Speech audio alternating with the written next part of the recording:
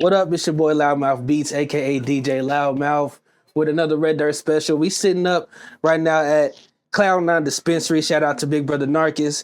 And we sitting down for another exclusive interview with the one and only Playr. Hi. What it do, Big P? How you doing? I'm good. How are you? What's poppin'? I'm good. That's what's I'm up. here. That's what's up, man. So, this is an interview that people are interested in seeing. I know you got a lot to say. You got a lot of history in the city, and people are, they're curious. So it we feels just like gonna, I've been here longer than I have. yeah. A lot of crazy stuff is unfolded in 4 years. I've only been here 4 years. Man, and you got one of the biggest names out here on the scene. So that says a lot. That says a lot. I like People that. been born here and still trying to figure out their way, and you definitely picked a lane, and that's what we know you for. So Bulldozing. hey, Part of it. Hey, but I appreciate you stopping and doing this interview for me. Of course. Okay, so for the couple people who might not know who you are, give me just a small little rundown, introduction, who you are, where you come from, what you do, that type of thing. The biggest P, not the little one. The biggest, the largest. Nah. My name is Playr, also known as Jaden LaDon. I am from Shawnee, Oklahoma. So technically east of the city. Just 30 minutes, though. Mm-hmm. So it's nothing to get up here and ruffle y'all's feathers. Start some shit.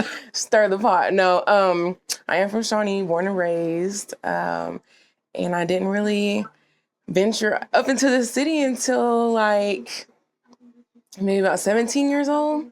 Okay. And then at 18 years old, I took off to Dallas. Okay. So I got a lot of influence from there. And I was kind of just back and forth until about 2021, and I had just turned 22, and the People's Choice Awards was doing their first cypher, their first Loud City cypher, and I auditioned, and they chose me, and then it's been history ever since. I've been running laps. All right, yeah, that's what's up. Staying on it. So when you say you had a lot of influence from Dallas, you mean as far as musical influences? Musical influence, life influence. I mean, coming from Shawnee, there's nothing out there. Right. People hear Shawnee and they're like, the sticks. Oh, yeah, the boonies. And they're absolutely right. I mean, there's nothing to do. There's nothing to really like get into. And I'm sure people that grew up in the city, like they had at least a little bit of something. Yeah. Some fun stuff to do. Right. We barely even got a fucking mall. So, wow, yeah. Whenever I went down there for the first time, I was like, whoa, like culture shock. Yeah. 100% culture shock. So, a lot of life influence, a lot of the stuff that I started talking about in my music was stuff that I have really seen in real life, really done in real life. And then I think it kind of like meshed together, like the music and the life experience just kind of meshed together, because I don't talk about nothing. I don't rap about nothing I haven't actually done before. Okay. If that makes sense. That makes plenty of sense. So, yeah, it just all kind of came together. And then at first, it wasn't really making much sense. I didn't think that I was like a good rapper. And even when I listen back to my stuff now, I'm like, that was trash. Who were my friends that let me put that out? Hey, be like that. They gonna support you, but like, come on, man. But over time, they was like, okay, this is cool, but try this. Okay, this is cool, but say this instead. And that's cool. A lot of my friends in Dallas like really kind of like put me on to certain stuff, and I came back up here and fused the two together and started going. Okay. So is music something that you always wanted to do, even like when you were young in Shawnee? Oh, yeah. I always wanted to be a singer, though. That's what a lot of people don't know. Oh. That's my hidden talent. Oh. I can sing for real. But when I was... I'm going to ask you. What? To sing? With nothing? Okay, no. We'll say that for something else. Okay. I can save it for later. But for sure. Yeah, whenever I was little, my mom used to play Mariah Carey. Like, that was her thing. Like, so I was listening to Mariah Carey, Beyonce growing up. And she'd be like, okay, just sing this. And so I would learn, like, the album front to back. I could sing the whole album. And then whenever I was about, like, 11, 12, that's kind of when I started writing my own stuff. And then about 17, 18, I kind of realized that rapping was just singing fast. Okay. Like, you know what I mean? Like, you're just writing lyrics and you're just saying it faster. And then when I was about 21, my homeboys was like, that's good. They kind of started seeing the potential. They was like, okay. Yeah. And then, like I said, 22, they were like, okay, let's actually get in the studio. Let's actually push this. And I started out in a bedroom studio, you know, a closet studio type situation. And, you know, that's why I pop so much shit about it now, because I mean there's levels to it. Right. You start there, but you're not supposed to stay there. Right. By any means. Like get out the closet studio, get out the bedroom studio. Because at that time I thought that no one could tell. Yeah. You know, even like, because people be like, oh, like my shit sounds clean and I recorded it in a closet. I'm like, yeah, nigga, I can tell. We can tell now. Or I did it off BandLab, or I did it on my phone. Yeah, I can tell. For sure, I can tell. I'm so sorry. But we can. And so once I had a few songs, I started doing, you know, the showcases and stuff. I remember I did 40 showcases in 3 months. Man. I had like 2 showcases. You was in Dallas?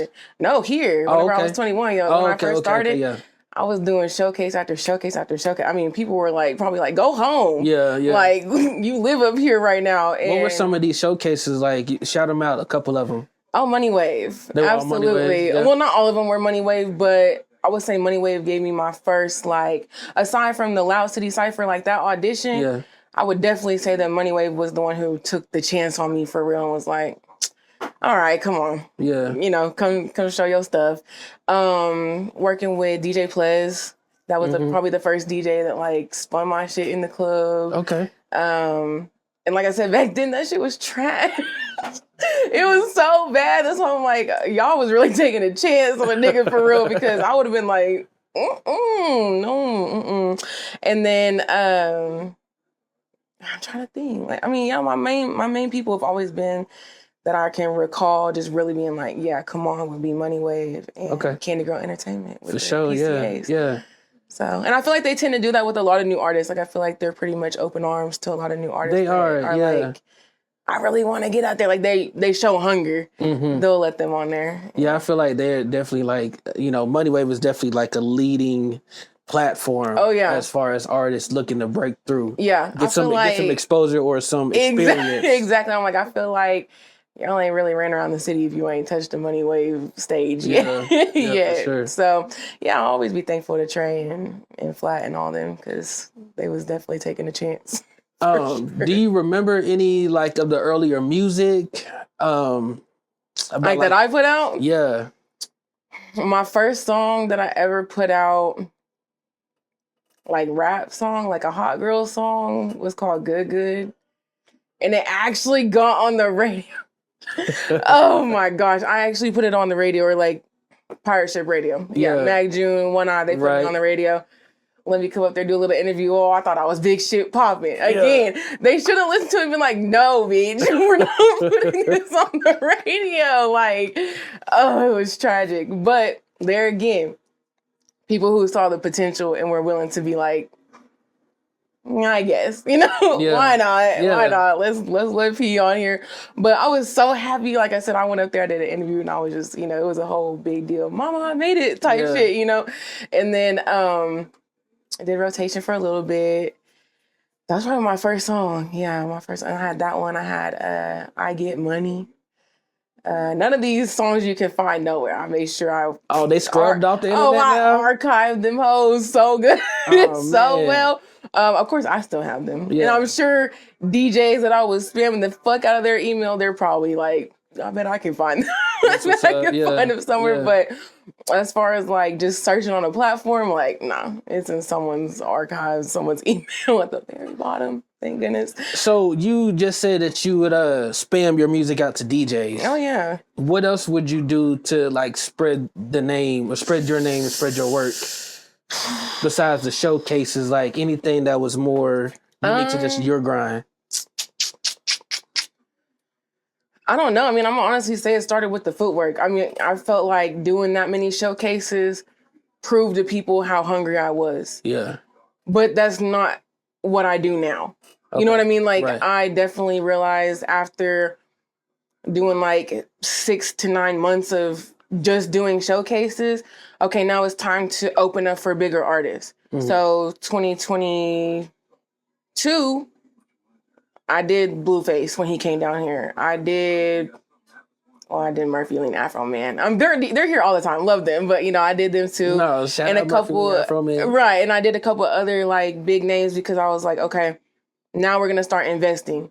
Because now I got to the point where I was like, okay, I noticed that everybody at these showcases, and this is not to be like shady or nothing, but it's always the same people. Yeah. It's just how it is. I mean, it's just like, it's all the same people. And if you're going to find new fans, it's going to be people who are there to support someone else. Right. So I was like, okay, I need to get in front of somebody else's platform, somebody else's fan base, and then try to make them my fans. So I did Cough Fest. I did a couple, things that I was happy with for that year.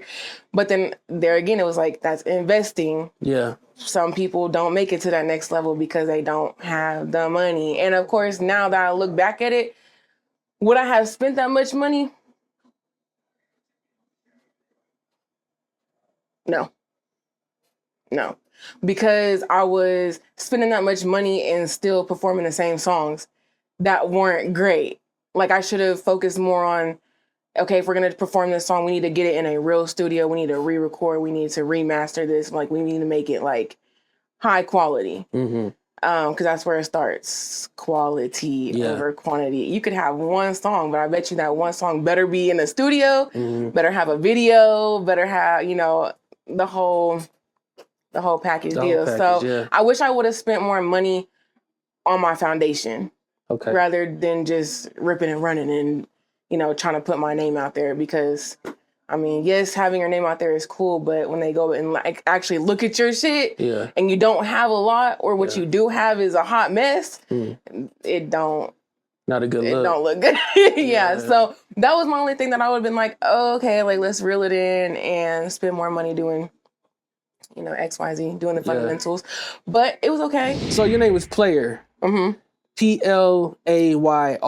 Yes. Or as Money Wave, Trey Fox likes to say, Playr. I don't know why the fuck he calls me that, but I'm like, where's the apostrophe, the hyphen? Like, bro, it's just Playr without the E. Like, it's not anything super complicated. Man, shout out to Trey, man. That's Trey for you, though. He's gonna find a way to mix your shit up, man. But like, since day one, it's been Playr. Like, man, once he get on that mic after he been, hit a couple shots. Couple of shots, he don't know your name for real. He'll know your face, but he don't know. Oh God, you family, but shit, he might not know how to say nothing. So where did the name come from? How did you develop Playr? Oh God, I've had so many names before. I mean, it's kind of plastered over you. You got the Playboy bunny tattoo. I'm a big Playboy like enthusiast. Okay. I don't know how to explain it. I don't really even know where it started. Probably like in high school where I was like, I just love Playboy. I mean, but there again, like, that's my life. Yeah. I'm not gonna get too into it, but I don't know how to explain it. I'm just a P, okay? Okay. In whichever way you want to take it. Have you always felt that, like, even from like a young kid, like? I mean, my daddy was like that. Like, he was big shit popping for who he was, and then the father figure I grew up with, like, he was like that too. So I've been around the P's. I know the game. Yeah. But it was more just of like, it exudes confidence for me, like, and I feel like a lot of people don't realize that being P is telling the truth and still getting what you want. Man, it ain't lying and pulling the wool over people's eyes and trying to be shysty and lie to get what you. Nah, like, I tell it how it is. Yeah, they're gonna come, they're gonna go. They ain't promised to stay, but they are promised to pay. You hear me? Like, that's how it is. Like, whoever is meant for you, they gonna find their way to you. And who, serve their time, or who, ain't meant for you no more, they gonna skedaddle around. Yeah. And you're gonna have a great time doing it. Yeah. Whoever's around. Exactly. We're not gonna trip over nothing. Exactly. And I mean, that's just in all aspects of life though. Like, I don't just think like that with like relationships or you know, stuff like that. Like, that's business too. Right. I mean, we ain't gotta be business partners long term, but I mean, shit, we can throw a little event as long as we both break bread and, you know, we have a good time. Cool. We ain't never gotta do it again. Right. It's no hard feelings. It's just, you know, you just gotta keep it and literally keep it pushing. Like, it is what it is. That's such a good way of looking at things, just in general, but especially in business, because there's so much more business that could be that could be made. Exactly. But people's feelings are so involved in it that, you know, people can't even come together to break bread. And it's really something that's holding a lot of things back in Oklahoma, in my opinion. Yeah. People be taking the P and making it personal. It ain't personal. It's not personal. Like, if we got some ideas and we can make it shake, like, why not? Like, it's not, you know, it ain't always got to be some extra out, but a lot of people can't see the bigger picture. Yeah. And that's not my job no more, to try to make people see the bigger picture. Either you're going to get with my program or you're not. And you're just going to be mad when someone else does. And, you know. Is what it is. Keep it P, keep it pushing. Exactly. Keep it Playr. So a lot of people, they'll build like a extra persona, like, you know, a different identity in order to be confident in front of the camera on stage as an artist. But they might be a little bit more reclusive at home, or more introverted versus extroverted. Is that something, like, did you come up with Playr, or is that just who you are from, like, your blood? I don't know. I mean, I'd like to say that I'm like this on a regular basis, but like, my friends or, like, you know, old partners, they'd be like, that bitch is a crybaby. And I am. And, like, I mean, I'm a Cancer. Yeah. Like, I'm a Cancer, I'm a crybaby. I'm full water baby. My mom is a Scorpio. My dad is a Pisces. Like, I'm full water. So I'm very emotional. I'm an artist. I'm sensitive about my shit. Like, I feel like I try my hardest because, like, and I'm also very non-confrontational. And I mean, I'm non-confrontational in the way of, like, you know, that's P, but sometimes, you know, you got to put BTA, you know what I mean? Like, and I'm not really someone who does that. So I feel like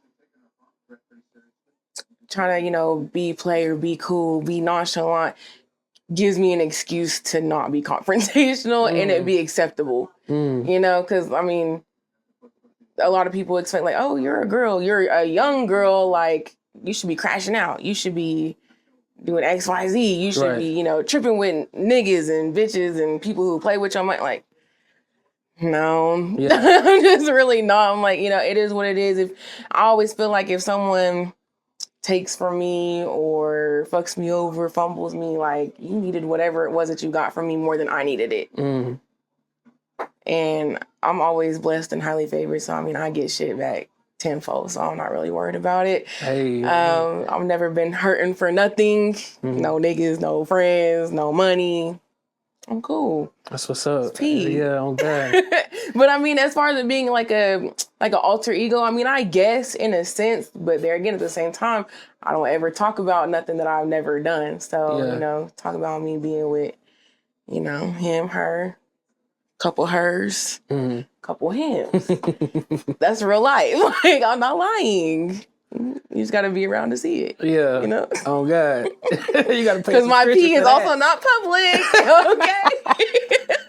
You gotta know to know. Okay. What was your first experience like? Do you remember how it felt like getting on stage for the first time? Like, was that nerve-wracking for you? Oh, I was deer in headlights. Really? I remember it was Money Wave, Spring Bling. Okay, yeah, I remember the Spring Bling. And I believe that was like the first, it was over there on Portland. Okay, yeah. And the venue was like, I mean, the venue was cool, but it was like, I've never been to anywhere like this before. You know, I've never even touched a stage for real before, like in front of people that I didn't know. I remember I came with some people from my hometown because they was like, well, you're about to perform for real? You know, they was like, we don't believe it. And I was like, no, I am for real, I promise. And so I was like, okay, I'm gonna go and I'm just gonna do it. Yeah. Like, fuck it, we're gonna do it. So I remember I got a little too tipsy. Yeah, that's how it goes. Cause I was nervous. I was Right. so nervous. I was like, give me like 3 shots of tequila. Like, fuck it, let's do it. And then when I got on stage, it was, I believe Playr was the DJ. And then, you know, Trey's up there talking his shit, and he had never met me before, so he didn't really know how to introduce me. You know, he wasn't like super comfortable with me at that point, but I was like, okay. And then I remember I did my set, and I remember getting off the stage and being like, never again. And it wasn't anyone's fault but my own. Like, I just remember being like, I don't know if I felt like never again am I going to perform, or never again am I going to drink that much before I get on stage, or I don't know what it was, but it was just like, never again. Like, no, this ain't for me. And then I remember Trey hit me up and was like, do you want to be a part of this, like an all-female show or something? And I was like, I guess. Like, y'all thought I was good, you know what I mean? So, and they were like, yeah, like, why not? And so I was like, oh, okay. And then it was like more and more and more and more. And I was like, oh shit, y'all like me for real? Like, that's crazy. I did not expect that. But I remember being scared shitless. Like, I was like, no, I can't do this. I can't do this. And then my mom was like, yes, you can. You already did one. Just do it again. I remember I was like, oh, okay. So this wasn't your first time on stage? At that capacity, yes. Okay. Like, that many people, absolutely. Okay, I probably, you know, sang, well, I was in like the National Honor Choir. Like, I sing for real. For real, okay? Like, I made honor choir. So I have done like stuff like that. I used to play in band. Like, I played an instrument all my life. Like, I've done competitions, but I don't know. I just felt like this was different. So, I mean, I'm used to it. Like, I was I was first chair in band. I was a blue ribbon student. Like, I was good. I'm good at music. But I just felt like rapping was the first thing I've done completely independent. Like, no one was helping me write my shit. No one was, you know, really helping me in the studio or, you know, like I said, the closet studio and whatever. They were just, whatever I put on the track was what was distributed. You know, that's what was put out there. So that was my first time like ever doing something like fully one-man band type shit. Like, I didn't have no help. So whenever people were responding positively, it was a shock. Like, I was like, oh shit. But it was also motivation to keep going. Yeah, for sure. Cause I was like, okay, y'all like me, cool. I mean, I love to be liked. I love attention. Like, so I was happy with it. The stuff that you performed, was that some of the first music that you ever made too, or? Yeah, that was that good shit. That was, I had like 4 songs that I had came out with at first. Yeah. Like really close together.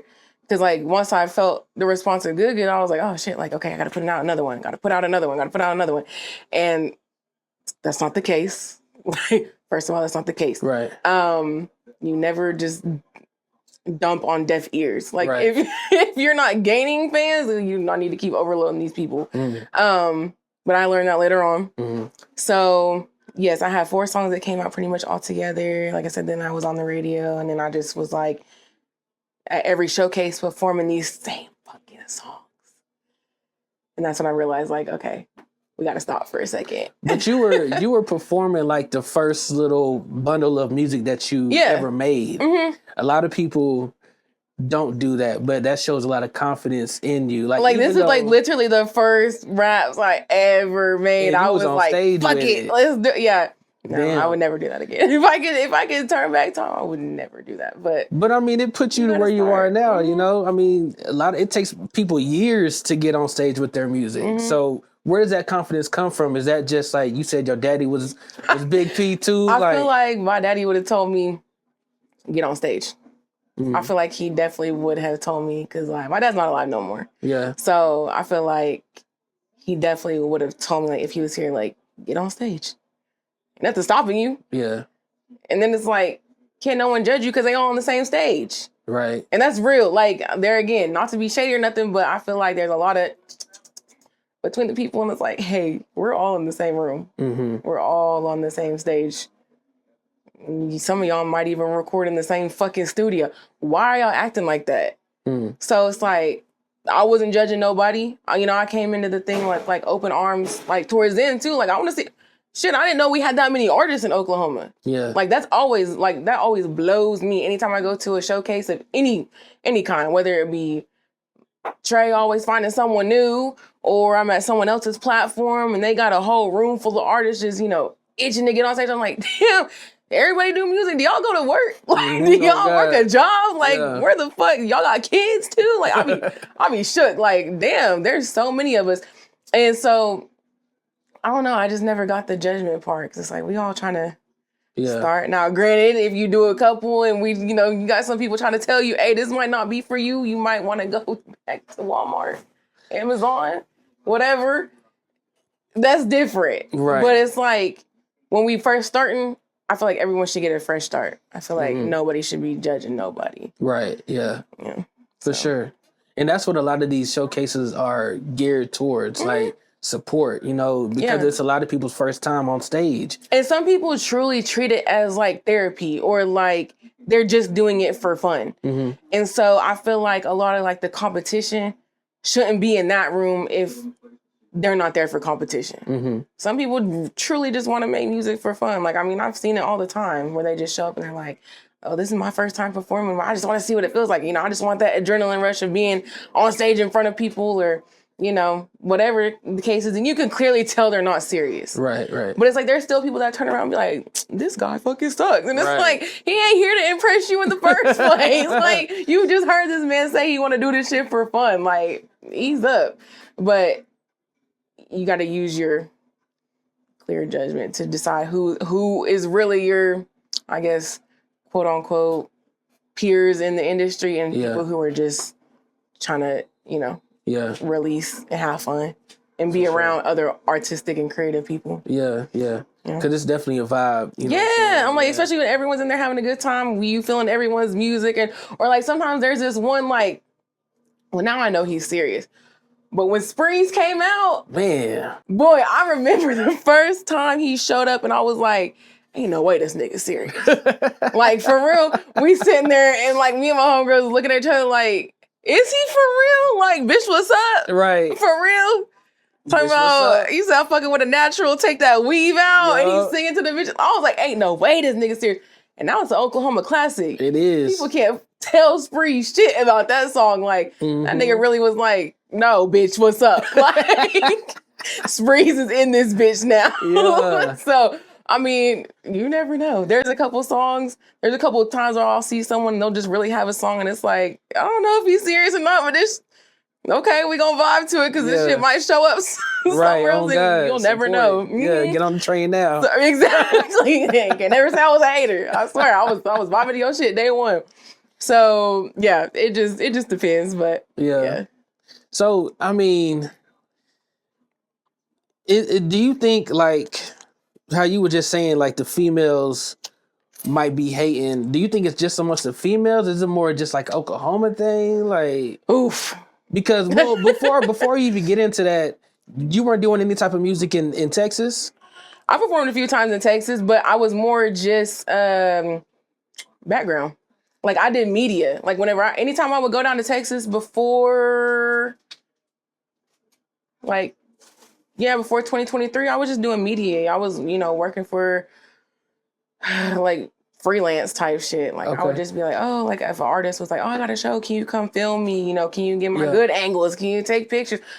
Listen, free game tip in the middle of this, and then I'll get back to what you're actually asking. Being in the background will put you in more rooms than trying to be in the front every single time. Like I stand on that wholeheartedly. Like everybody wants to be Beyonce. I get it. Yeah. I want to be Beyonce. Right. But playing the background has got me meet and greets. Yeah. Entry into doors that I never would have thought I would ever have gotten into. Like meeting people, like bigger people that have bigger connections. Everyone wants to be a dot connector. And I've been in there with the real dots. Yeah. The big dots. And I'm like, holy shit, like how did I even get here? And it's literally just from holding a fucking camera. Yeah. Or just networking, talking. I mean, it's way different, like on the back end than just being up front, being on stage and wanting a team around you to do that stuff for you. Like try being that team for somebody else. Right. Try paying some dues for real instead of just thinking that, I could just throw money at this and that's going to get me where I want. Like, no, sometimes you actually got to open your mouth. Yeah. Sometimes you actually got to work. sometimes you actually gotta like humble yourself and be willing to do something for somebody else. And then you never know. They might turn around and be like, hey, I'm in your city. Come over for me. Or, you know, you're in my city. Go, you know, come do this for, you know, such and such. You never know. Yeah. Because I can call favors right now, you know, from people that it's like, you wouldn't even think. Yeah. And they're like, how do you know such and such? Like, because I humble myself. I'm cool. And they like me. So, yeah. You've got to build a relationship and a rapport with people. It's not all, you know, yes, money talks, but soaking your attitude and your work ethic. Yeah. So I can agree because I just started doing this media shit myself in the past year. And I've gotten a lot further in my career. Just I was gonna say, now look at you. Like, myself, it's a whole nother level than just me trying to be a beat maker or, you know, send out beats and be a producer. Yeah. And be known as that producer. Like, that role's already been taken. So what can I do? What space can I fill? Exactly. And you know what I'm saying? Now we here sitting especially with people who are people that are multifaceted. Like, if you have more than one talent, like, why are you sitting on them? Yeah. You know, like, just go do a little bit of everything. Right. Like, you'd be surprised what one might take off. And then you're like, oh, you know, I could have did this all along. I could have, you know, whatever. Not saying that you got to put your main goals and dreams on the back burner. Like, no one ever said that. But you definitely need to have your hand in as many pots as you can. Right. Like, it's just, you know, why not? Yeah, for sure. All right, so being a female rapper, what's your mentality? Because, like, I know personally rappers who are female and feel like they have a disadvantage. I know some who feel like they have an advantage. Where do you stand on that? Both of them will be right. Okay. It strictly depends on who you're working with. I feel like, I feel like it just depends on who you're working with. Because I can't not validate some of these women where they say that they have a disadvantage, because they're absolutely correct. And I've seen it firsthand. But it usually comes with them denying someone something. A specific something. And then there's females that don't mind using that to get that, you know. And I listen, Linda. Sometimes I'm both. I'm not gonna hold you. There's times where I'm like, I know I need this, so I'm a, you know, not necessarily, you know, full-fledged, but like, I might, you know, I feel encourage or entertain like, a little bit, because especially like, I mean, I treat a lot of people like they tricks. You want to give it, I'm not gonna stop you at all. That don't mean you're gonna get nothing from me though. Right. But if you think you're getting somewhere with me by giving it, then give it. That's the advantage. Give it. But now if I'm dealing with fucking Studio Diddy and all of a sudden they start trying to press something, it's like, right. Why would you ever? Right. Look at you, look at me. Like, don't ever. And so I'm like, nah, that's the disadvantage though, because some people don't know how to act when they're alone in a room with a female who they might consider to be generally attractive. You know, I mean, I ain't gonna gas myself or nothing, but like, who, you know, they think might be cuter than the average or whatever, or might be someone they like, or who they really been wanting to that cute. Right, or they've just been wanting to get in a room with for a minute. Like, niggas start acting weird, like, and I can't even like call them by their profession anymore, because I'm like, nah, y'all just niggas. Like, y'all just acting like the average, a random. Like, that's gross. I don't like that. So, I mean, there's times where I've had to be like, all right, never working with you again. You know, I learned my lesson. I mean, I've been through some scary shit as far as the music goes. Like, people who you see at showcases, and, you know, you see them getting business, and you would never think that they'd act like that, but let them get alone in a room with you, and all of a sudden, they Diddy son. To the, you know, to the extreme. And it's like, what? And they might even have children. And it's like, you're like this? You got kids? Like, I take that kind of shit serious. 'Cause I got a kid, so I'm like, I would never act like that. Like, that's not what I'm gonna teach my kid to act like. So y'all got kids, like, okay, scary.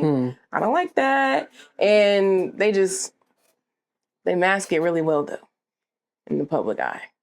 I feel you. Because you would, like I said, you would literally never think that they would try to press an issue or be someone who harasses you. And it's like, oh my gosh. And like, sometimes it's like, y'all are some big names. Yeah. But y'all are big weirdos for real. That's unfortunate. That's very unfortunate because even though it didn't work for me, I would never want another female artist to try to get in that room with you too because they think it's going to help build their career. And then, you know, they leave out traumatized. I'm stronger than most. A lot of shit don't bother me.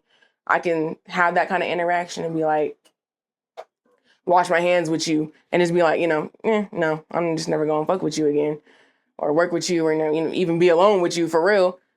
Other girls aren't like that. Like some girls are like, oh my gosh, this really just made me want to quit music and this really just, yeah. And I feel bad every single time. Well, yeah, either way, it's always valid. There's always a reason, you know. Yeah, but I guess it can, you know, it can get scary like that. For sure. Especially whenever, you know, these people cross lines because they think that they can because they have this big name or because they got money or because they have something that you need. It's just that simple. What's the most anybody's ever try to like offer you? Like as far as like, you know, I can get you X amount of studio time or videos or I can put you in the fucking room or something like that. Like what's something that somebody try to persuade you with in order to be alone with you? Probably like a label distribution deal. Really? Yeah. Damn, and it's like to even think that anybody's in position like that. Oh, this person was. Was it the Oklahoma thing? Oh, okay. Okay. Yeah, man, this is the Red Dirt Special exclusive. Yeah, somebody that a lot of people know very well, respect very, very well. And I felt the same way. Because I mean, I never judge you based off of what you have.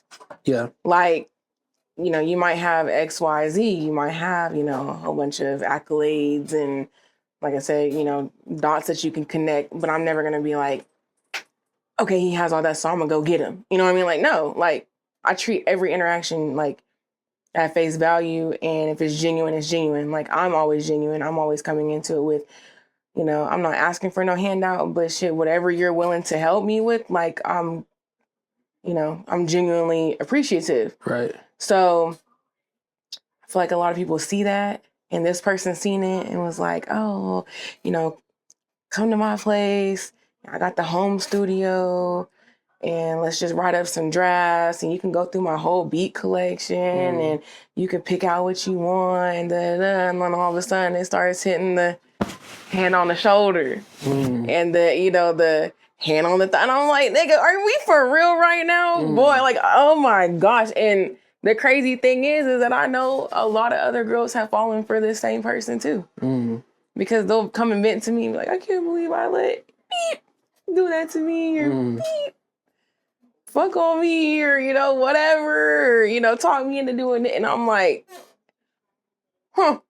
Like, this is crazy. And ain't none of them got what was offered to me. And I don't even know if he offers this to everybody, but I know they didn't get it. Yeah. So, you know, I would like to say history probably repeats itself. Yeah. So it's just weird. It's just really weird. And there again, I was like, okay.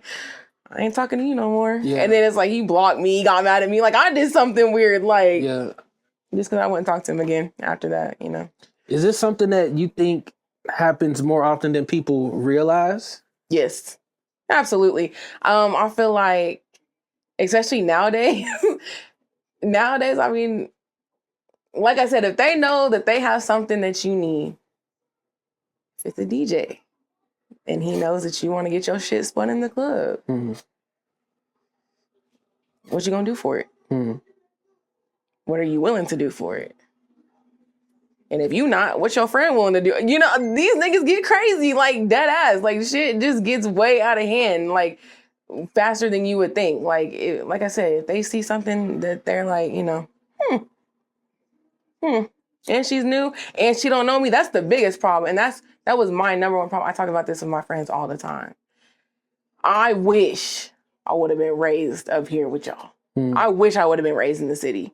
Because if I would have been raised in the city, I would have known that y'all were weirdos in high school. Or losers in high school. Yeah. Or, you know, didn't get no bitches. I would know where your behavior comes from. Right, yeah. Because there's a lot of people that are like, you didn't know so-and-so was a fucking dweeb? Like, what do you mean? Like, yeah, he just started DJing, or he just started taking pictures, or he just opened his studio. You know what I'm saying? Like, there's a lot of people that just now started doing shit. But back then, you was not the man. Yeah. Like, but now that you got a little bit of motion, especially motion from people who don't fucking know you, it's like they prey on bitches who don't know them. Like, because if I can show her that now I got ABC, when another nigga comes and tells her I'm a weirdo, who she gonna believe? The nigga who don't really got motion or me? And I can show something for it. But really, y'all need to start listening to homeboy over here who went to high school with that person, or, you know, is family members with that person or whatever, because 9 times out of 10, them niggas don't be lying, or them bitches don't be lying. Like, and I had to kind of like realize that pretty fast. Like, oh shit, they try to warn you. Like, you probably should listen, because get alone with them, they gonna show their ass, and it might be too late. Real shit. Like, not to scare nobody, but I mean, it's just reality. It might be too late. No, we need a heavy dose of that, you know, because the industry ain't for everybody. It's not all glitz glamour. It's not all what it looks like. There's a whole bunch of shit that goes on behind closed doors. So we need people to bring that out and make it, you know, make people aware of that. So do you feel like that was something, like, did those experiences ever, like, change your focus to where you didn't focus so much as being an artist, but to, you know, explore other things? No. It just kind of made me step back for a second and like reevaluate, and, you know, where I have to replace this person. You know, like I said, I would think that like, oh, this is going to be someone who's going to help me do this. Well, now I got to take them out the equation, because I'm not putting myself in that position to get fucked over, or, you know, whatever they might feel now that I'm not giving them what they want and they've propositioned me. There's no telling how they could act after that. Okay. Does that make sense? Yeah. Like, there's no telling that they're going to be like respectful and be like, oh, okay, I see you decline my proposition. Right. 9 times out of 10, that's not how that works. No, because it's like, oh, bitch, man, you're weird. And if you tell anybody, I'm going to say you're da-da-da-da-da. And it's like, okay. Yeah. So, and I don't know. I've never really allowed much to deter me from being an artist to getting where I want to go. I feel like anything that has ever deterred me, it probably has came from me. It hasn't ever been like external. Okay. You know, niggas can't move me. Right. They can't shake me. Okay. They can just piss me off at the most. But nah, it's never been like, oh, I don't know if I can be in the same room as them, or, you know, I can't do it. I walk past these niggas on a regular basis, and these niggas know better than to talk to me, because I will out you. If you try to press me in public or try to be like, oh, why you ain't talking, you know, why you don't fuck with me no more, nigga, and we're at a showcase, we're at anywhere, I'm popping off on you, because you knew better. Yeah. And you knew what you did, and that's why they act weird towards me. So it's like, don't get around somebody, or, you know, whatever, and trying to be like, oh, Playr. No, nigga. No. You know better. Back away. I don't care if your bitch want to talk to me or she want to meet me. No, I don't care. Move around. Okay, so, you know, you've been doing your music. You've been, you know, spreading your name out there. Your music, people know who you are. What influenced the reality show? Give us a little bit about it. You know, what was it called? Okay. What was the plan for it? Yeah, because the plan and what the fuck came out was two completely different things. God. Okay, so 2023, rolls around. Trying to get my timeline correct. Okay, so we started off January of 23. I did the Money Wave Showcase, the first time QC had ever baby coach came to Oklahoma City. Yeah. And I won a trip to Atlanta. Okay. Or like that's what they said, you know. Not like that, but like that's what they said. Like we were often to go to Atlanta and whatever. Foreshadowing, I didn't end up going to Atlanta, but we'll get to that. But so I was like hype. Like I had just released an EP. It was like 4 or 5 songs. And I was like hype off that. But then I was like, I need to do something more. Like I was really feeling like this year needs to be like my year. Everyone says that, you know, everyone's like, oh, next year my year. Right. But I really was like, I'm gonna do something. I don't know what I gotta do. If I gotta Boosie and put the coochie lips on live for $1,000, I'm getting famous this year. Like I'm going to do it. And I don't care who gotta go, who gonna join, who's gonna stay. Like I didn't care. So I'm sitting there and I'm plotting and I'm formulating. I had a friend at the time. And we're on FaceTime, and it's like 3, 4 in the morning. And she's like, what if you did Baddies? Yeah. And of course, the fuck-ass light bulb in my head went off, and I was like, oh, I can do that. Wrong. Okay, so, but not wrong at the same time. Because I'm going to give myself some grace with this. Mind you, I am 22 years old at this time. And so, or no, I was 23, yeah, because I'm always a year older than. Okay, so I was 23 years old. With no team. It's just me and my 2 brain cells rubbing against each other, bouncing off each other. Okay, yeah. And I'm like, okay, I think I can do this. We're sitting there, we're plotting, you know, we're writing it down, what it's going to be. But then she was like, just do it in Shawnee. Because bitches in my town hate me. And that's cool. Because, you know, ain't none of y'all did the shit that I've done. So, yeah. I mean, I'm cool. Y'all can hate me all you want. But she was like, let's do it as a joke. Like, let's rent an Airbnb in Shawnee. There's only like 3. And they're like regular houses. But she's like, let's rent an Airbnb, put some cameras around that bitch, and run it. Yeah. Trap 6 of y'all in a house together. You know, all your ops. I mean, she thought it was funny, my friend, when she was like, put all your ops in your house. And let's see who makes it out, right? So, you know, I'm just like, okay, bitch, you're doing a little too much. I think you're wanting me to fail. But, you know, I'll figure it out. So I'm sitting there. And I make a little flyer. And this is a joke. This is a funky, like, you could tell it was a fucking joke, a flyer. And I post it. I wake up, and that was what, February 9th of 23.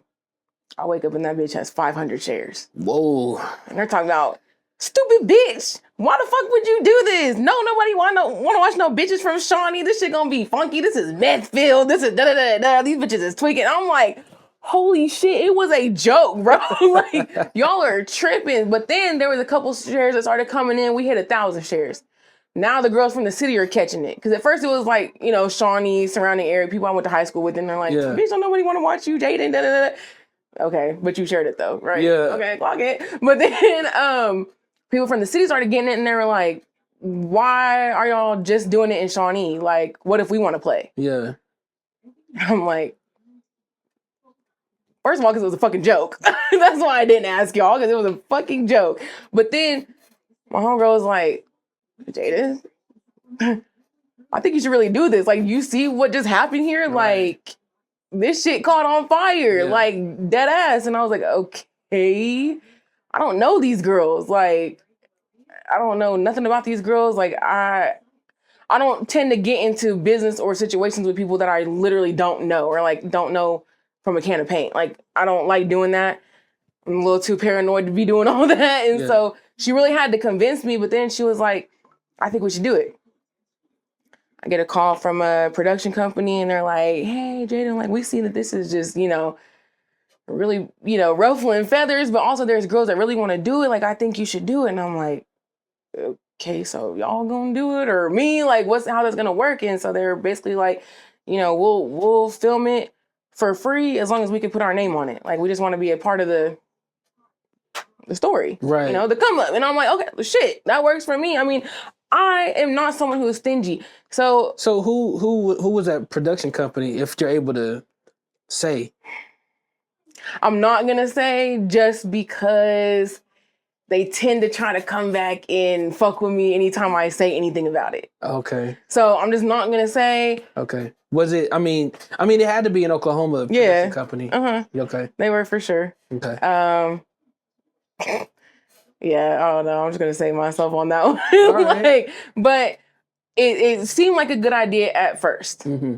I was definitely like, shit, like, of course we can split the clout type shit, Right. whatever. And then whatever platform we put it on, then we can split royalties. I had plans to help get royalty splits for the girls who did make it into the house type shit. So, I had a whole plan, I had a whole layout. Originally, when I started it, I wanted it to be like a competition type reality series, kind of like maybe like a Big Brother type of situation. Yeah. You had auditions for this. I did have auditions. Okay, we get into it, right? So, yeah. Right. We can't leave out the auditions. Right, the shit they had Oklahoma talking. Okay, so, but I did have a plan though. Like, I want people to understand that this was not just I'm gonna stick random girls from Oklahoma City in the Airbnb and let them fight to the death. That was never it. Like, I love baddies that we have, like the real baddies, but that just wasn't what I wanted to do. And I'm never really keen on just taking someone's idea and just trying to throw my name on it either. Yeah. So I was like, let's change it up. But I want to, I wanted it to be in the same kind of format. Right. So I wanted to see what makes you a real baddie. Can you cook? I want to do a cook-off. Can you, what's your hustle? Like, do you do hair? Do you do makeup? Do you do nails? Do you, if you're a stripper, bitch, you better be the baddest stripper that I've ever seen before. Mm-hmm. I need a handstand. I don't know. I need some break dance or something. Yeah. Like, bitch, throw that ass in a circle. Like, I wanted to make sure that, like, the girls that I chose, like, they really had something to work for. When girls don't have nothing to lose, they don't give a fuck if you lose it all. Mm. At all. And not only that, but since I was so young and I didn't realize how old these girls were, it turned into a little girl, I ain't finna listen to you. Mm. Okay, bitch, but whose brain came up with this? You know what I'm saying? Like, whose brain is running this show? Like, me. Yeah, some of these girls literally had never been heard of. Yeah. Until they came to auditions. Until I started plastering their face everywhere. Because, see, what they didn't realize is that with or without Oklahoma Baddies, I'm still Playr. Mm. I can still go get on stage tomorrow. I can still go to the studio. I can still call whoever I want to tomorrow. Like, I didn't lose nothing from losing the baddies. Mm-hmm. And I didn't gain anything from creating the baddies. Mm. I'm still me. I have a fallback career that doesn't involve doing hair in my mama's basement or stripping at one of the dustiest clubs in the city. I can still go wherever I want to and still make money and still make relationships and have rapport with people. Like, I didn't need the baddies. The baddies was a fucking joke. Started that way, ended that way. Like, it was not supposed to be taken seriously. Like, I just decided to do it because y'all wanted to do it. They wanted to see it. What the fuck? I was gonna do it with 3 meth heads from Shawnee and me. Mm. It was not supposed to be nothing fucking serious, but reel it back in. So I create the application, the online application. We had 279 applications from across Oklahoma City. Mm. No, not even across. Oh, yeah, that was across Oklahoma City. Then the other corners of the state started getting mad. I want to come. I'm from Tulsa. I want to come. I'm from Lawton. Mm. I had no interest in seeing no bitches from Tulsa or Lawton. I'm going to keep it 100% with you. I don't even venture off to those places for real. I had no intention of letting anybody that was outside the 405 come to those auditions. But they pressed me so hard about it. And there again, me being a Cancer, me being a little people pleaser, I was like, I guess. Fuck it. Why not? Yeah. Fuck it. Let's get it. So I opened up the auditions or the applications again. 577 applications. Damn. From all across Oklahoma in a week. Man. So I said, okay, we having these auditions. I don't know where I'm gonna have these auditions. I put out who wants to host auditions. Here comes LT and T Baby. You can have him at Bare Assets. Girl, come on. Our female rap sister, come on. Doc said it's cool. Yeah. I said, oh my God. Okay. So I go down to Bare Assets. I go check out the venue. I, create the layout or whatever. And I said, okay, we're going to be back in a week. I don't know what the fuck is going to happen in the next, in the next 7 days. I don't know what's going to happen when we have these auditions, but just be ready for anything. Yeah. Because, of course, we've all seen Baddies. We've seen the Baddies auditions. Yeah. I was ready for World War III to break out. Oklahoma City edition. I was like, oh, shit, okay. So the day of auditions come. But there again, I'm not from here, so I don't know who don't fuck with who. I don't know who's beefing with who. I don't know who loves who. I don't know who's sharing boyfriend pimps. I don't know who's doing drugs together. I don't know none of that. Yeah. I'm coming in here with a, hey y'all, from Shawnee, do your big one, and I'm just, And so production was there. I never planned on getting in front of the camera. Okay. Let's start there. Okay. Let's explain why I was dressed like a fucking boy that day, okay? Because when I tell you they tore me from the floor up, I was sick about it. I was never supposed to be in front of the camera. Like, my hair wasn't done, nails weren't done. I was dressed like a nigga. Yeah. And they're like, who the fuck is this stud running Oklahoma Baddies? What is this? I'm talking like they made me sick. And I felt so embarrassed because I'm like, bro, y'all weren't even supposed to see me. Like, I can get cute for just give me a fucking second. Like, shit. Like, y'all don't let me have nothing. So I was like, damn, okay. It is what it is. And they was, like I said, they were just attacking me, ripping me up shreds. But hey, that was the least of my concerns. Mm-hmm. My biggest concern was Big Shoes and knowing that she was about to go viral immediately. Immediately. As soon as I zoomed, I told her, I said, go film her fucking shoes. Go film her fucking toes right now. And production's like, what? And I'm like, go film that girl's toes. Look. And they did. And they said, oh, Jaden. Oh, Jaden. Oh, Jaden, you got a meme on your hands. You are now an Oklahoma classic. Yeah. You can't beat that shit. Her, one of them tried to square up with me and slipped and fell. Oh, damn. Then we had... was that part of the auditions? Yes. Like, square up with Playr? We had this... No, they weren't supposed to be squaring up with me. It was just a square up challenge. They were supposed to go to the camera. Bitch, why you come to me? Yeah. Karma. Now you slipped and fell on your fucking wig or whatever it was. Something happened. Damn. She slipped and fell. Who else do we have? Oh, we had Cookies. Cookies was the one that was getting ate out through her jeans by her baby daddy. That was a mess. That was... Damn.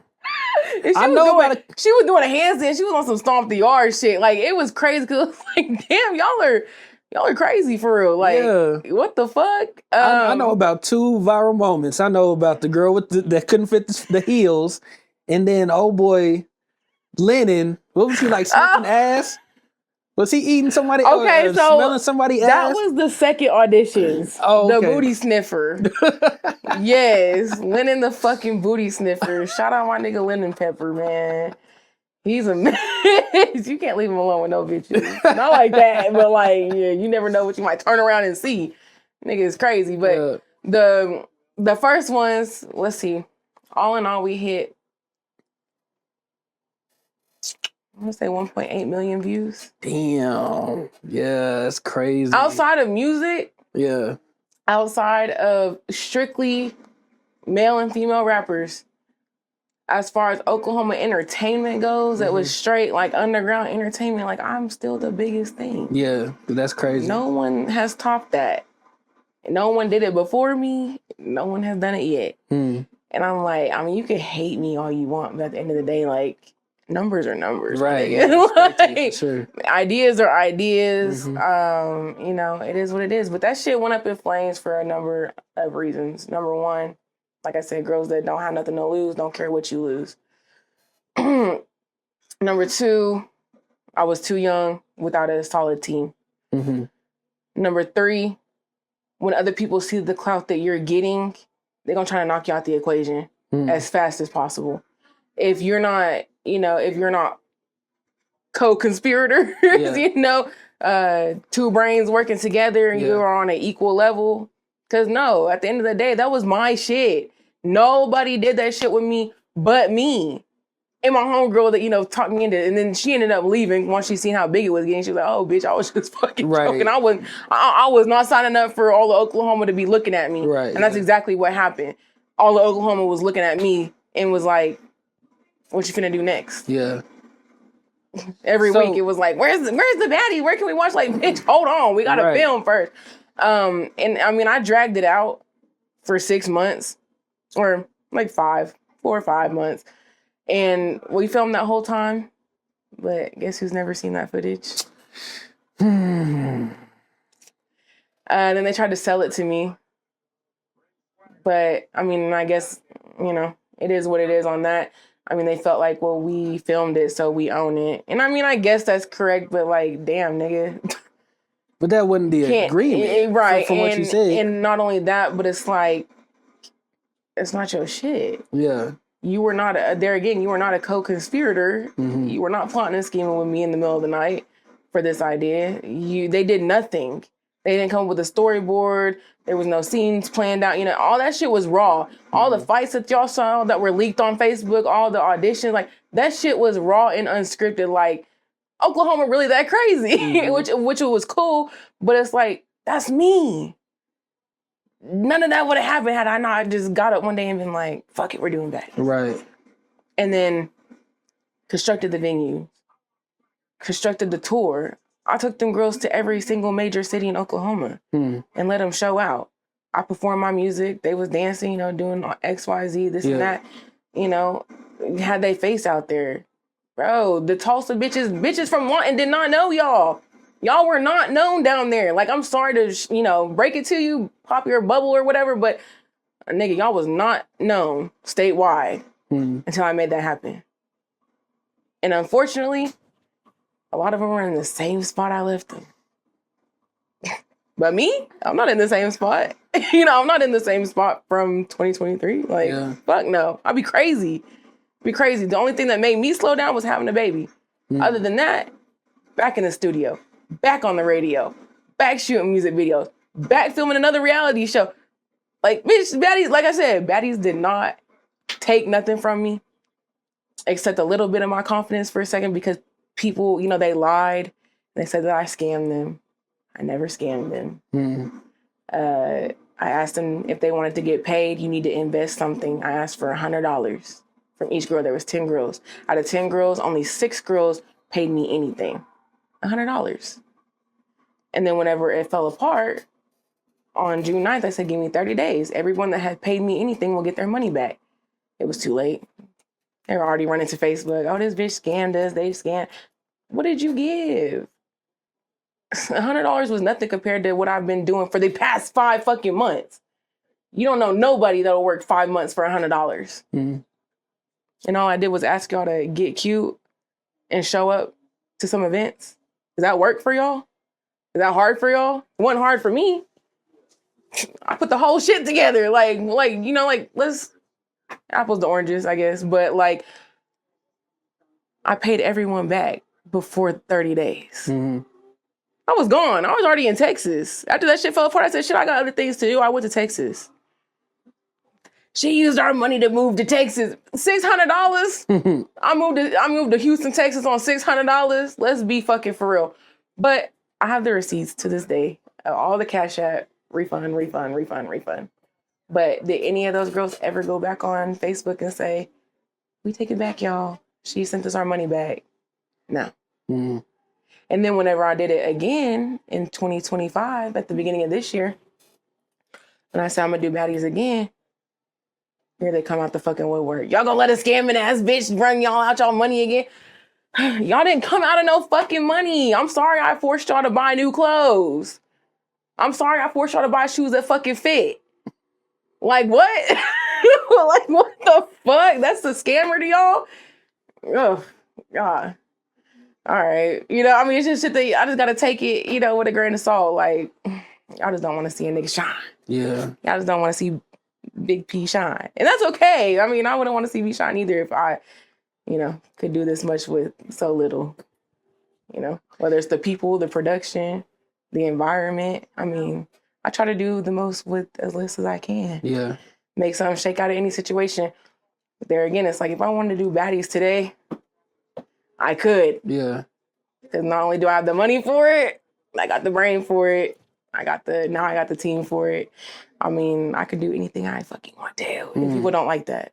But I've always done that. Like, there's not one place that I've said that I wanted to go that I ain't been. There's not one stage that I said I want to get on that stage and perform in front of those people so bad and I ain't done it. There's not one person that I said I wanted to work with that I haven't worked with. It's, I'm blessed, highly favored. Can't nobody really stop what's meant for me. And like, I sleep peacefully knowing that that's the truth. Yeah. But bitches get crazy when they don't get their way. I mean, that shit, like the fallout of the baddies was actually fucking insane and unnecessary. And I think at the end of the day, it was more like they thought that me creating baddies was gonna make them famous overnight. Right. And like, I don't mean that in a shady way either, but it's like, that's not realistic. Because if you were meant to be famous, you would be famous. Because just even just that little bitty time that y'all's faces were plastered everywhere, the right bitch would have took that and ran with it. Yeah, I mean, you was getting views. There was views on every single video. We was not doing no less than 100K per little snippet we were putting out. Like, people were literally watching. People wanted us to come. Cities wanted us to come, and it's like, is it worth it for us? Like, no, I'm not gonna drag 10 girls all the way across, Oklahoma multiple times. That's why I only did the 3 major cities. But like I said, the right bitch would have took that and ran with it. I know I would have. I mean, just like how some girls that were on the real baddies, once they get off that show, their life returns back to normal. It's no different than with me, and bitch, I'm not Natalie Nunn. Like, I don't have half the shit that they got. And girls still be returning to normal after they get off that show. So what makes you think that I was just going to keep pushing you to be famous and pushing you to be famous? And y'all thought I was going to do that and y'all don't even fuck with me for real? Because, over time I started realizing, my discernment is very good. I know that y'all was not fucking with me. I know what y'all were there for. And you ain't got to like me, but like, damn, at least fake it a little bit. But that goes back to what we started the interview with, like, taking feelings out of business. So I'm sure that you've learned that through experience. Is it something that you want to pick back up? I mean, you started back in the beginning of 2025. So in 2025, I think that it had just been overshadowed by 2023. Okay. I don't think that Oklahoma wants to do it with me. Now, I have offers from Texas. I know people that wanted to do it in Arkansas. And I know people that want to do it in Kansas. I don't have to do nothing here. Like, I am not bound to Oklahoma. And I feel like a lot of people need to understand that very, very fast. I am not stuck here by no means. I can go anywhere and do anything. Like, even like when the baddies was popping off, like the first time, people in Texas were already aware. Like, they were like, no, like, I went down to Houston. They were like, yeah, no, I've seen that shit. So by all means, I need people to understand that I can go anywhere and just throw an idea up in the air. Somebody around there gonna catch it. Ideas are very valuable. Yes. Especially like intellectual property is priceless. Especially if you got the right concept behind it. Like it ain't gotta be, like I said, they like shit that's different. And I was coming with a different concept. And like I said, unfortunately, it did not shape up the way I wanted it to. But I could still do that.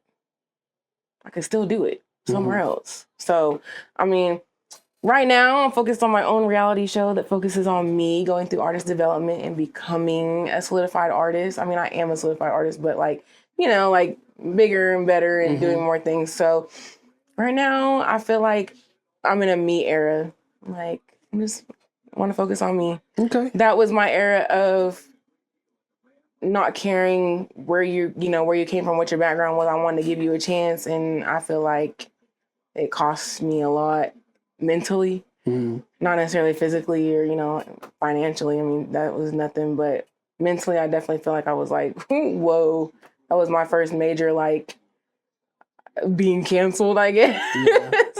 I've never been canceled before. So that was like the first time that I felt like I was like, shit, I might be canceled and I might not be able to, recover. But Oklahoma City's funny, bro. Like, they will pick and choose what they want to forgive and forget. Because I've seen tons of shit, especially this year, that was like way worse than what I did or what they claimed that I did. And they'll forget it in a week. But here we are 2 years later and they're still posting about the baddies. Oh, when we gonna get to watch the baddies? Like, bro, shut the fuck up. You're not watching the baddies, okay? Oklahoma Baddies is not coming out. You're never gonna see it. And I wish they would leak it because I still own the trademark and the copyright. So, damn. Yeah. Like, I own that bitch. I own Oklahoma Baddies. So it's just not gonna happen. Give it up. 2 years down the line, give it up. It's done. Okay, it's done. And if I ever do come back, it's gonna be with some bitches that I pick. Right. We ain't gonna have no auditions. It's gonna be, oh, Jaden picked them bitches. Them bitches are bad as fuck. And ain't gonna be no, come show me what you got. I don't give a fuck about what y'all got no more. Yeah. I don't want to see nobody, no toes. No time soon. I'm over it. But I mean, I learned a lot from it. Definitely gave me tougher skin. I realized you just got to head up and chest out. Like, they gonna talk, It's really nothing until someone puts their hands on you. Yeah. So. And just water off a duck's back. Literally. Keep going. For sure. Yeah. Get back in the studio. Keep, get back to what I knew. Because I didn't really know, baddies like that. I mean, I've seen it, I watched, and I get the concept. But reality TV was definitely different. It was a whole nother level. But, like I said, now I'm just worried about doing it for me. Because, I can control me in front of a camera. So I'm happy to be working on my own show now. Okay. So, tell me a little bit about that. How much you can tell me.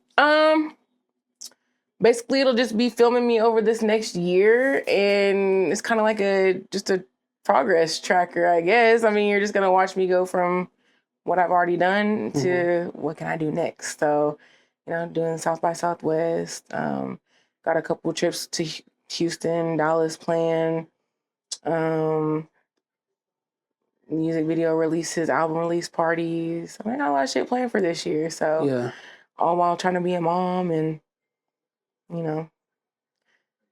have a relationship situation thing going.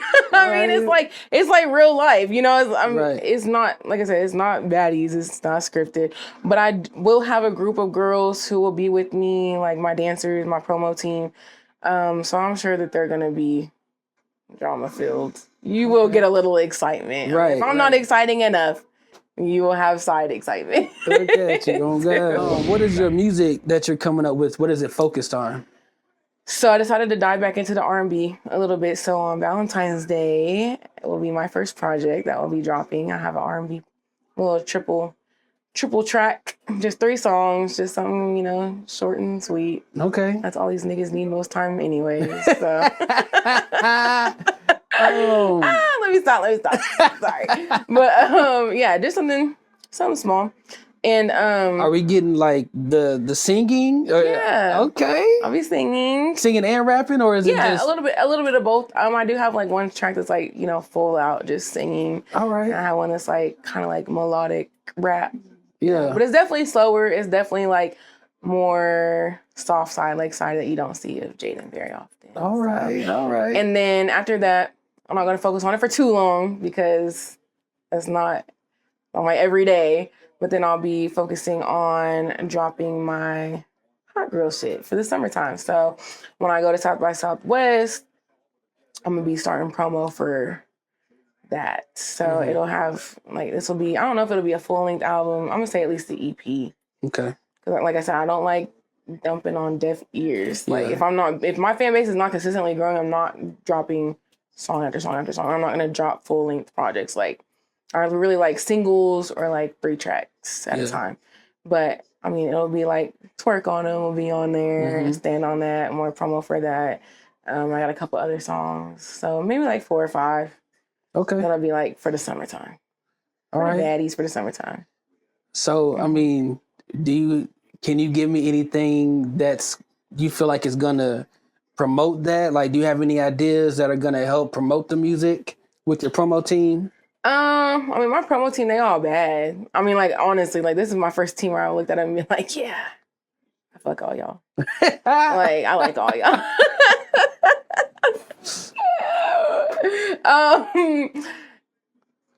Yeah, I mean, I think having the aesthetic walking around with you all the time, I think that's probably number one. Because I think the baddies, like you showing up to a show with the baddies in itself was just like it set the standard. Like, it was like good marketing. Because very rarely do you see artists showing up with a whole entourage. That's my thing. Like, bro, I have to have my entourage.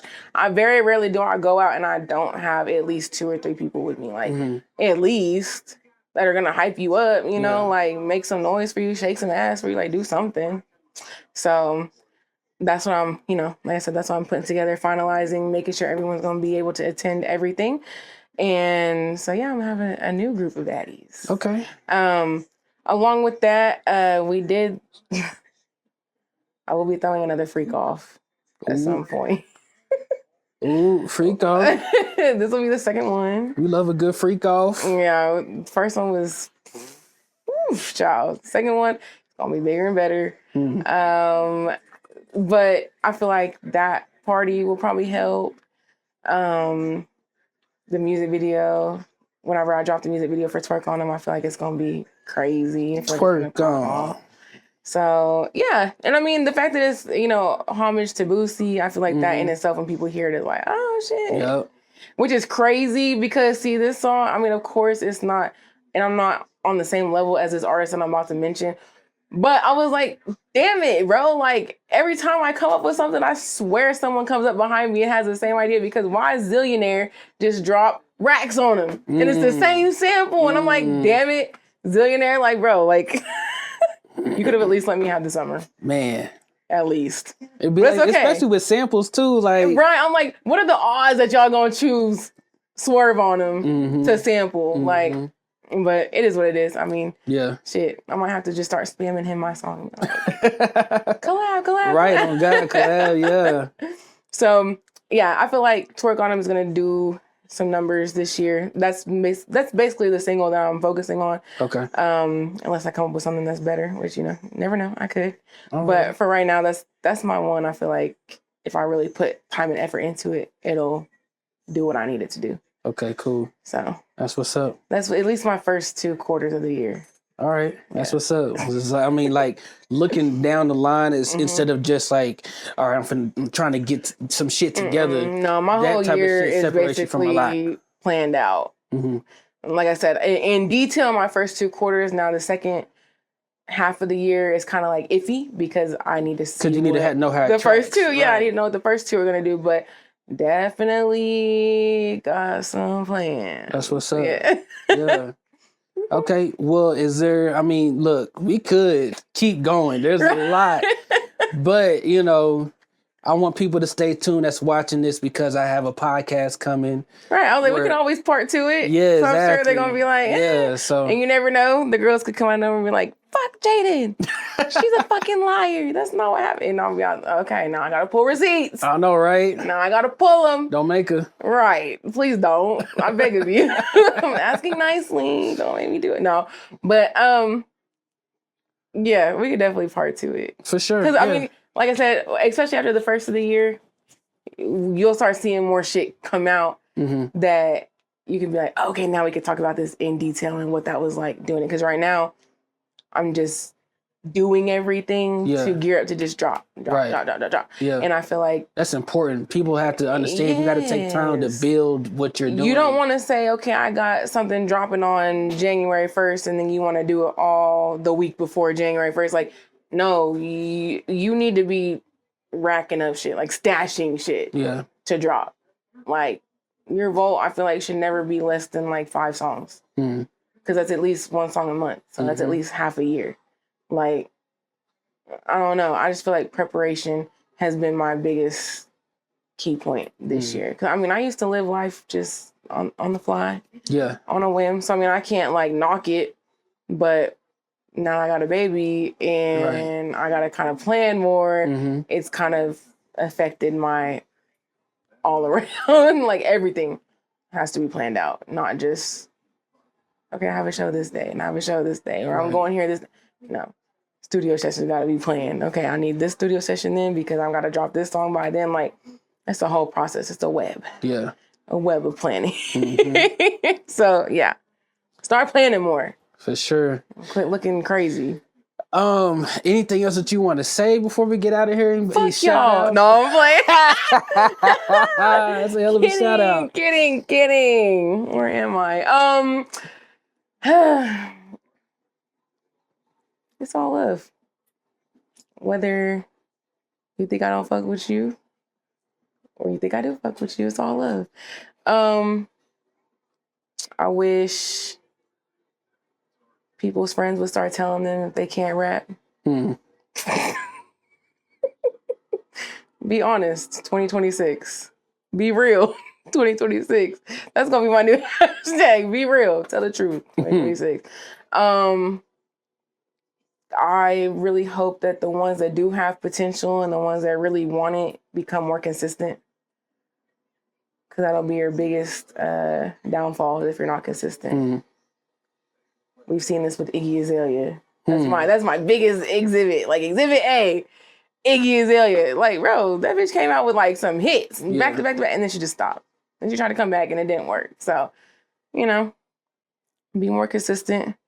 Be more intentional with what you drop. Quit dropping trash just because you feel you need to drop something. Because you don't. Promise you could have kept that. I don't know. I feel like I've said a lot. No, you did. You definitely said a lot. Yeah. People need to be. Do you have a name for the project that you're gonna drop for Valentine's Day? Probably just be called The Lover Girl. The Lover Girl? Yeah. Okay. I'm stuck between The Lover Girl or Tears of a Cancer. Cancers are just crybabies. It's just, it is what it is. I like either one. Yeah. So Lover Girl, like with LOVE. Well, I guess it's already. No. Yeah. LOVR? LOVR. That might be hard. LUVR. Okay, yeah. Just, without the E. Lover Girl. And then... Yeah, I don't know. I feel like I've said a lot. Like I said on my Facebook post here recently, stop doing so many fucking showcases. Tired of seeing the same 15, 20 artists at every fucking showcase. I'm trying to see someone new. Make yourself a little bit inaccessible. Quality does not equal quantity. Or quantity does not equal quality. There you go. Yeah. It's okay to disappear from maybe not disappear, but it's okay to like sit down. Like, you don't have to do every fucking showcase. I know Trey throws one like every month. You don't have to go to every showcase.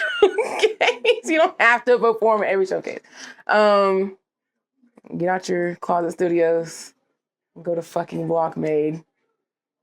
He's like the best in the West. Yeah, shout out Blockmade. Hella good quality for a very good price. And if you don't have the money to invest, then you don't have the money to be a rapper.